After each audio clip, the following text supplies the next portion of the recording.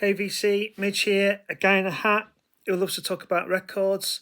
And outside it's snowy and icy, and what better thing to do than to hunker down inside, get your albums out and do another vinyl tag.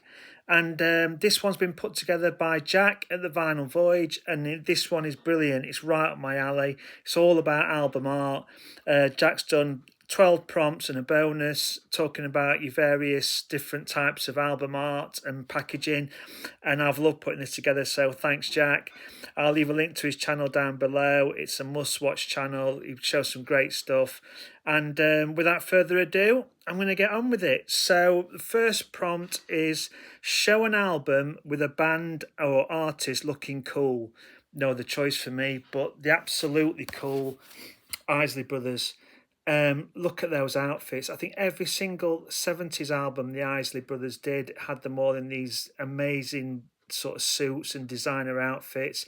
In fact, it's always been my ambition to attend a work meeting dressed as one of the Isley Brothers. Hopefully one day it'll come to pass. And on this one, I think I'll probably go for Ernie Isley's gold jumpsuit.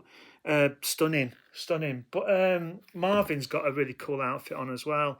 I like the sequins on the legs. So yeah, maybe one day. So yeah, that's my band or artist looking cool. So next up, show your weirdest, trippiest album cover. I had quite a few to choose from for this one, but this one's always been a favourite. Whoa, your foo-foo's on fire. This is the first international sex opera band and their bizarre album Anita from 1969, of course. This is an album that was only sold apparently in sex shops in the Netherlands, and it's one of those really freaky, weird albums where it's sort of like there's lots of moaning and groaning from females, lots of sort of like free jazz and rock, bizarre freak outs, and yeah, but don't worry, because on the back, their trumpet player has fortunately put the fire out, so she's all right, she's fine, don't worry about it. The foo-foo has been extinguished. And funnily enough, the trumpet player's got a great name. He's called Tony Before. Great name. Can't go wrong with that, can you? So yeah, that's my weirdest, trippiest album cover. Nasty.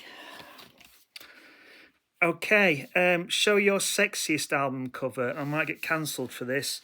Yeah, you can't beat this one. I'm going to show two for this one. One controversial, one not so controversial. So the first one is by the band Niagara. I'd love to do that as a thumbnail. Yeah, so what's that? No, Niagara, not Viagra, although the cover probably has the same effect. Percussion heavy album by, what was it, Klaus Weiss, who did a lot of live BLPs, so yeah, better hide that one. Another one, perhaps a bit more tame, Pam Grier, the soundtrack to the blaxploitation film Sheba Baby. Oh, Pam Grier, what a babe. I mean, she's just, she's just dripping with sexiness. Just, total crush on Pam Grier. Just stunning. Lovely lady. Oof. Yeah. Okay, show an album cover you dislike. Why? I did a whole video on this a while ago about bad album cover art, and bad albums sometimes, even if they have bad art, are sometimes cool. If they're so bad, they're good. This one is an example. I think I have spoken about this one before. This is something that really annoys me about album covers, and it's when it's lazy design, totally lazy design. And this is the Rolling Stones, Blue and Lonesome. I mean, you've got the iconic Rolling Stones tongue and lips on there. That's it. And it's a bit blue. I mean, someone got paid for that. An advertising agency or an artist or got paid for that. That's disgusting. That's just so lazy design, awful packaging and artwork. It's so lazy. You could knock that up in 2 minutes. But inside, they've actually got cool pictures of the Stones rehearsing. and on the inner sleeves. So why didn't they use that? Oh, it just winds me up. It's just lazy. Lazy design, lazy art, terrible. Okay, number 5. Show an album cover that features a creature from the animal world. Yeah. This is the Webb's Terathosa blondi, and actually that's a Latin name for the spider that's on the cover. It's a Goliath bird-eating spider, apparently. Yeah, not my favourite cover. It's a bit freaky, isn't it? Webb are a great band from 1970. This one, they're sort of like a mixture of jazz and rock, a few prog elements, and a singer who's got like a bit of a croony aspect to his voice. They're a strange band, but worth checking out. And on the back cover, you can see the band trying to escape from the room. Apparently, the manager put that spider in their bedroom, and look, they're all trying to escape. So, yeah. Oof. Yeah. Next up is number 6. Show an album cover with an interesting backstory. What's the story? Well, this one is the first Frank Zappa album I ever bought. It's not the best entry point. Some of his most uncompromising music's on here, but it's also got one of his all-time best sleeves. And it's The Mothers of Invention, Weasels Rip My Flesh, the Neon Park cover. And yeah, it's very arresting, isn't it? Sort of pop art and horror all mixed into one. Great album, compilation of the Mothers. Well, it's a collection of the Mothers' material as they were splitting up, various live and studio material. It's got one of my all-time favourite Frank Zappa tunes on it, the Orange County Lumber Truck. And the story behind the sleeve is Frank saw an issue, I think it was called Man's Life. There was a magazine in the 50s, and it used to just have like lurid stories and adventure stories of men getting into scrapes. And the covers were all a bit bizarre. They usually were a collection of men being attacked by different animals, sort of like, bats and frogs and chihuahuas and things like that. And there was a picture of a man who funnily looks very like David Bowie, being attacked by weasels, and underneath it said, "Weasels rip my flesh." And Frank Zappa took it to his friend Neon Park, the graphic designer and illustrator, and said, "Can you do something that's worse than this cover?" And this is what he came up with. So it's a mixture of the man's world or man's life, I can't remember what it's called, and an advert for a shaver for men. So he combined the two images, and this is what he came up with. And Frank absolutely loved the art and used it. But apparently the story goes that when the artwork was sent to the publishers, one of the women who worked there refused to handle it, refused to touch it because it scared her. And yeah, that's my favourite album with a backstory in. Weasels Rip My Flesh, classic cover. Okay, number 7. Show an album cover that has an interesting sleeve design, i.e. a die cut or a pop-up. I've got a few of these, but I like this one. This is by the artist Justin Page from 1974. It's a self-titled album. And the cover alone's cool. I really like the cover. It's sort of like Justin Page. I don't really know a lot about him, but the album's a really strange mix of sort of camp, musicals, Lou Reed type ripping off, and David Bowie influences. As you can see from the cover, it's a lot of songs about low lives and people on the streets and what goes on at night and things like that. But yeah, he's a strange bloke, and as you can see from the back cover, he wasn't particularly shy either. And the great thing about this album that I've always liked is in the gatefold you've got Justin in his kegs, but what you can do is you can slip the album inner into his pants, which I've always liked. So that's quite a cool feature. It's not often you can get a whole LP in your pants, is it? So yeah, great album. Well, strange album anyway. So yeah.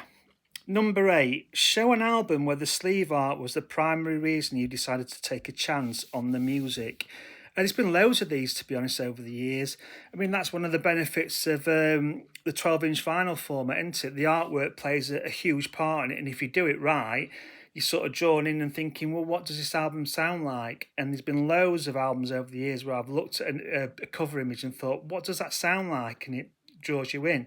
So one of these ones was the one and only self-titled album from Slack Alice.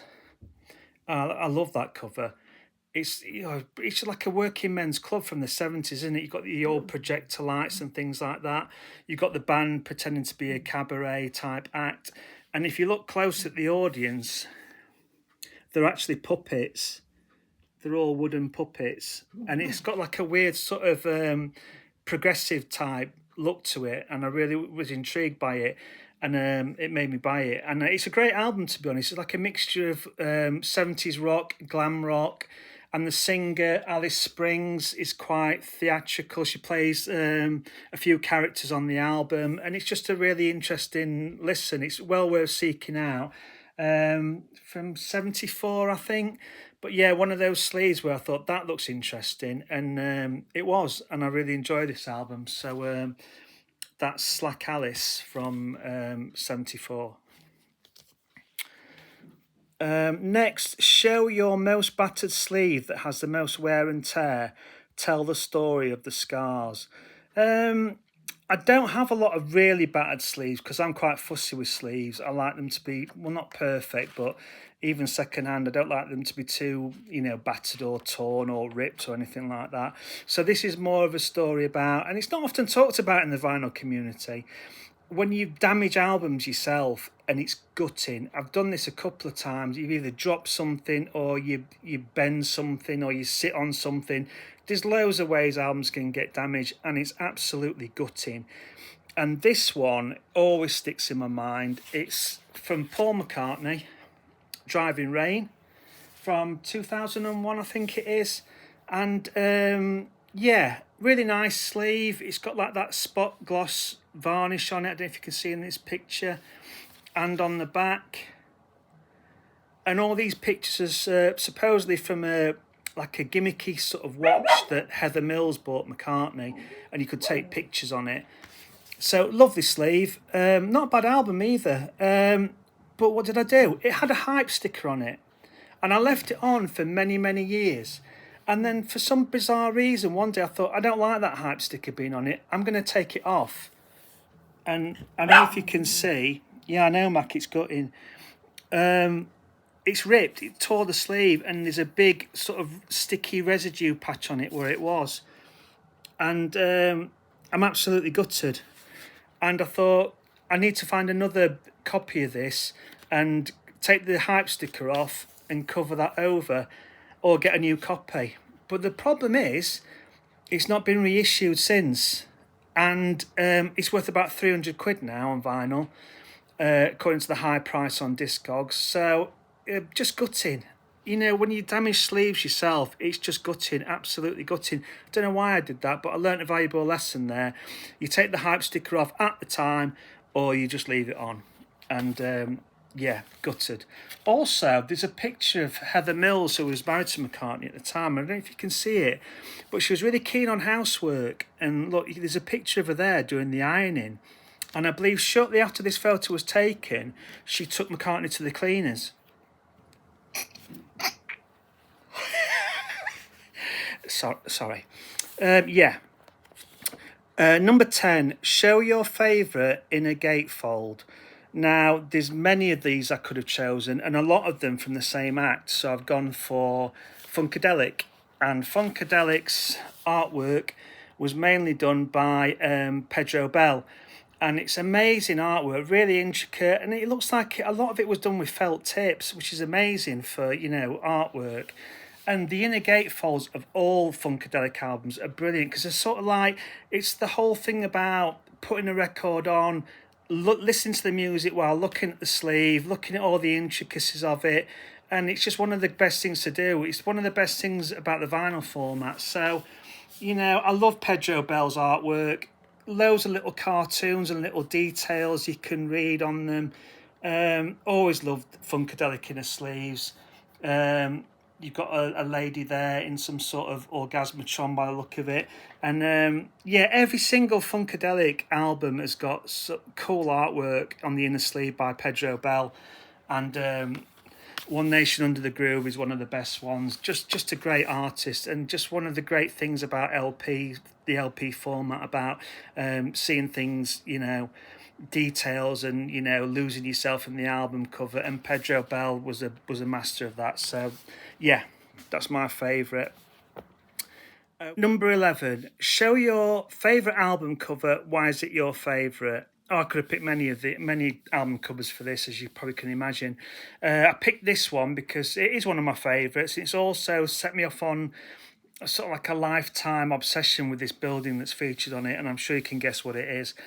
This is Pink Floyd's 1977 album Animals, with the iconic Battersea Power Station on it. What an amazing building, what an amazing album sleeve. And it's sort of like, I love that building. It just fascinates me endlessly. It's amazing. I think the Battersea Power Station was still running in part in 77. And I love this album sleeve where you can just see, the train lines and how it was still operating and things like that. I mean, obviously the landscape's totally changed since this was taken. And just an amazing, iconic building. And there's obviously the famous story about them flying the inflatable pig above it, and then it got loose from its moorings. The marksman that they hired the day before didn't turn up on the second day. It blew away. They had to tell all the airlines and things like that there was a loose flying pig in the sky. And in the end, they didn't even use the pictures. They superimposed the pig on the album cover in the end anyway, so there was no need for it. But it makes for such a great story. And yeah, I'm obsessed with this building. It's got like a colourful history. Obviously, it closed down, and then there was numerous people trying to buy it and do things with it. And I think a theme park owner bought it at some point, took the roof off it, and to make it into some sort of theme park attraction, ran out of money, so it was just left in that condition for years. So then it was totally open and exposed to the elements. They didn't know what they were going to do with it. I think it was listed so they couldn't tear it down. And eventually, as you know, a consortium got together, put trillions into it, and refurb it into the building it is today. And I've been to see it a couple of times since it's been refurbed, and it's amazing. It's absolutely amazing what they've done to not only that building but the surrounding area. You can live on the top of it. There's a mall inside. It's incredible what they've done to it. And in fact, there's a ride you can go on there in one of the chimneys. It's called Lift 109, and you can go up to the top of the chimney, and there's an observatory at the top, which I've done, and that was absolutely amazing as well. So if you get the chance to go and visit it in the Battersea area that surrounds it now, do it, because it's just amazing what they've done to the place, inside and out. And I think my only gripe is that obviously my obsession part of it was with the control room.